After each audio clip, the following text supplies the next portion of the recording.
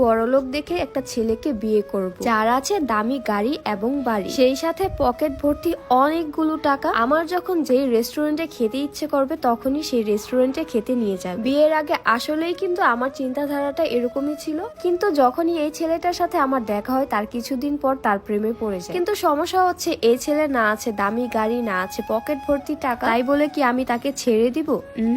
একদম ভুল। তার সাথে রিলেশন হওয়ার পর থেকে আমাদের একটাই টার্গেট ছিল, আমরা নিজের পায়ে দাঁড়াবো এবং স্টাবলিশ হব। তখন কিন্তু আমাদের কোনো আর্নিং সোর্সই ছিল না, আমরা নিজেরাও জানতাম না ভবিষ্যতে আসলে আমরা করবোটা কি। শুধু এটা জানতাম আমাদের গ্রাজুয়েশন কমপ্লিট করে আমরা কোনো না কোনো জবে ঢুকে যাব। বাট আমার ফ্যামিলি থেকে এত প্রেসার পড়ছিল বিয়ের জন্য, তখন আমি অনেক বেশি ফ্রাস্ট্রেট হয়ে যাই, আসলে করবোটা কি। এরপর একটা অনলাইন বিজনেস স্টার্ট করি, তখন কিন্তু আলহামদুলিল্লাহ ওই বিজনেস থেকে ভালো আর্নিং আসা শুরু করে দেয়। তবে সেই সময়ও কিন্তু আমাদের কোনো ফেসবুক পেজ ছিল না, শুধু ছিল একটা ইউটিউব চ্যানেল, আর সেটার নাম হচ্ছে ফাহিম এন্ড মুস্কান। এখন ডে বাই ডে আমাদের সবকিছু পরিবর্তন হয়। আমাদের একটা ফেসবুকের পেজ আছে ফাহিম এন্ড মুস্কান নামে, যার ফলোয়ার আলহামদুলিল্লাহ 1.2 মিলিয়ন। এখন আলহামদুলিল্লাহ আমাদের দামি গাড়িও আছে এবং ফাহিমের কিন্তু পকেট ভর্তি আলহামদুলিল্লাহ টাকাও আছে। এই শুধু আমাদের একটা বাড়ি, ইনশাল্লাহ ভবিষ্যতে আল্লাহ চাইলে সেটাও পেয়ে যাবো। তবে আমার হাজবেন্ডের সাথে যখন আমার বিয়ে হয় তখন কিন্তু আমার কোনো এরকম ধরনের ইচ্ছে ছিল না যে একটা দামি বাড়ি করতে হবে, একটা দামি গাড়ি করতে হবে,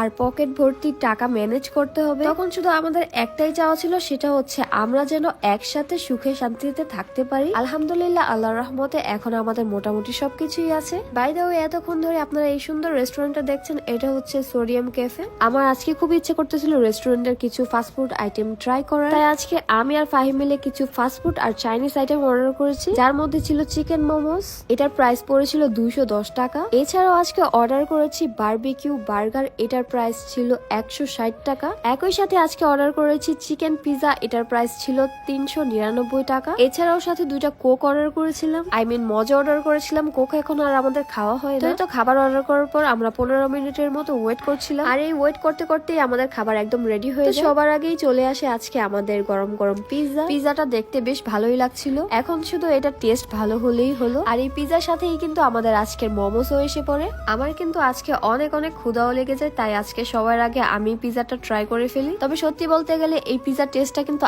আসলে অনেক অনেক ভালো ছিল, মানে মাত্র 400 টাকা এত ভালো কোয়ালিটির এবং কোয়ান্টিটি পিজা খেতে পারবো সেটা টোটালি আনএক্সপেক্টেড ছিল।